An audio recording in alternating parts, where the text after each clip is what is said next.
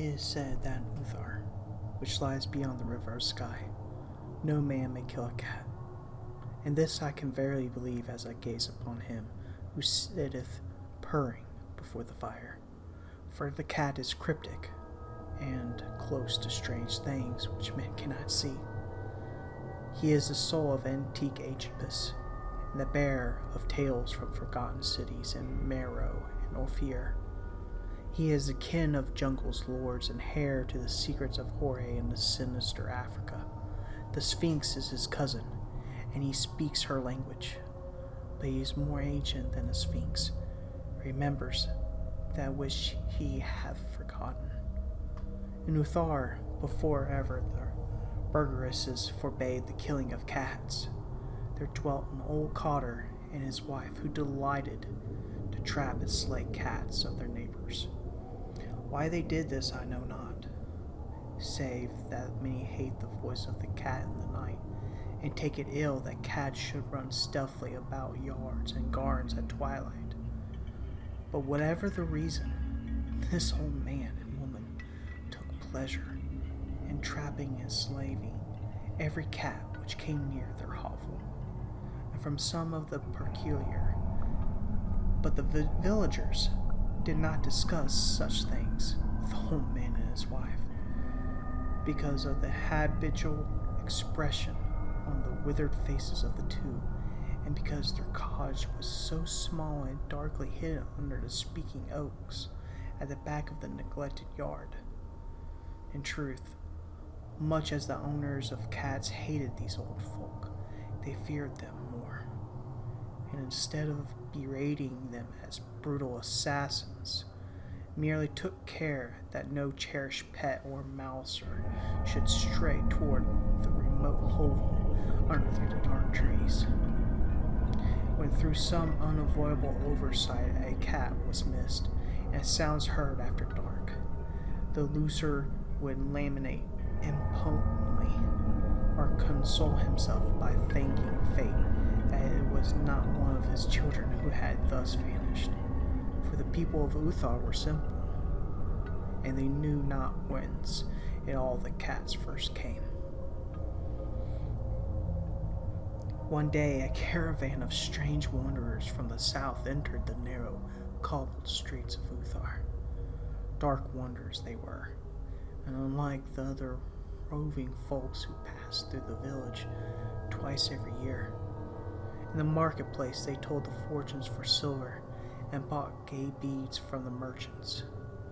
What was the land of these wanderers none could tell, but it was seen that they were given the strange prayers, and that they were painted on all sides of their wagons strange figures with human bodies, and the heads of cats, hawks, rams, and lions. And the leader of the caravan wore a headdress with 2 horns, and curious disc betwixt the horns. There was in a singular caravan a little boy with no father or mother, but only a tiny black kitten to cherish. This plague had not been kind to him. It had left him this small furry thing to comfort his sorrow. And when one is very young, one can find great relief in the lively antics of a black kitten. So the boy whom the dark people called Menace smiled more often than he wept as he sat playing with his graceful kitten on the steps of an oddly painted wagon. On the 3rd morning of the wanderer's stay in the Uthar, Menace could not find his kitten, and he was sobbed aloud in the marketplace. Certain villagers told him of the old man and his wife, and of the sounds heard in the night. And when he heard these things, his sobbing gave place to a meditation, and finally to prayer. He stretched out his arms towards the sun, and prayed in a tongue no villager could understand, though indeed the villagers did not try very hard to understand, since their attention was mostly taken up by this. He stretched out his arms towards the sun, and prayed in a tongue no villager could understand, though indeed the villagers did not try hard to understand, since their attention was mostly taken up by the sky and the odd shapes the clouds were assuming. It was very peculiar, but as the little boy uttered his petition, there seemed to be shadowy, nimbus figures of exotic things, of hybrid creatures crowned with horn-flated discs. Nature is such full of illusions to impress the imaginative. That night the wanderers left Uthar. They were never seen again, and the householders were troubled when they noticed that in all the village there was not a cat to be found. From each hearth the familiar cat had vanished. Cats large and small, black, gray, striped, yellow, and white. Old Karen, the burgomaster, swore that the dark folk had taken the cats away in the revenge for the killing of Minas' kitten, and cursed the caravan and the little boy. But Neath, the lean notary, declared that the old cotter and his wife were more likely persons to suspect, for their hatred of cats was notorious and increasingly bold. Still, no one durst complain to the sinister couple, even when little H.P, the innkeeper's son, vowed that he had twilight seen all the cats of Ulthar in the cursed yard under the trees, pacing very slowly and solemnly in a circle around the cottage, two abreast, as if in performance of some unheard of rite of beast. The villagers did not know how much to believe from so small of a boy, and though they feared the evil pair had charmed the cats to their death, they preferred not to believe the old cotter till they met him outside the dark and repellent yard. So Uthar went to sleep in vain anger.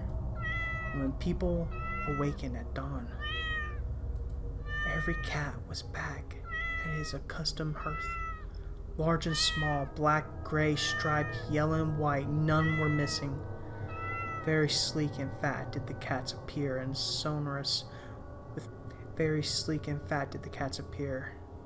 and purring with content. The citizens talked with one another of the affair and marveled not a little. Old Karen again insisted that it was the dark folk who had taken them, since the cats did not return alive from the cottage of the ancient man and his wife. But all agreed on one thing, that the refusal of all the cats to eat their portions of meat or drink their saucers of milk was exceedingly curious, and for 2 whole days the sleek, lazy cats of Uthar would not touch no food, but only doze by the fire or the sun. It was fully a week before the villagers noticed no lights were appearing in the dusk in the windows of the cottage under the trees. Then the lean Neath remarked that no one had seen the old man and his wife since the night the cats were away. In another week, the burgomaster decided to overcome his fears and call at the strangely silent dwelling as a matter of duty, though in not so doing so, he was careful to take with him Shang with the blacksmith and Thol the cutter of stone as witness. And when they had broken down the frail door, they found only this: 2 cleanly picked human skeletons on the earthen floor, and a number of singular beetles crawling in the shadowy corners. There was subsequently much talk about the burgesses of Uthar. Zath, the coroner, disputed at length with Neath, the lean notary, and Karen and Shang and Thol were all overwhelmed with questions. Even little H.P, the innkeeper's son, was closely questioned and given a sweet meat as a reward. They talked of the old cotter and his wife, of the caravan of dark wanderers, and small Minas and his black kitten, of the prayer of Minas in the sky during the prayer, of the doings of the cats on the night the caravan left, and of what was later found in the cottage under the dark trees of the repellent yard. The burgesses passed the remarkable law, which is told by the traders in Hathgeg and discussed by travelers in the near, namely, that in Uthar no man may kill a cat.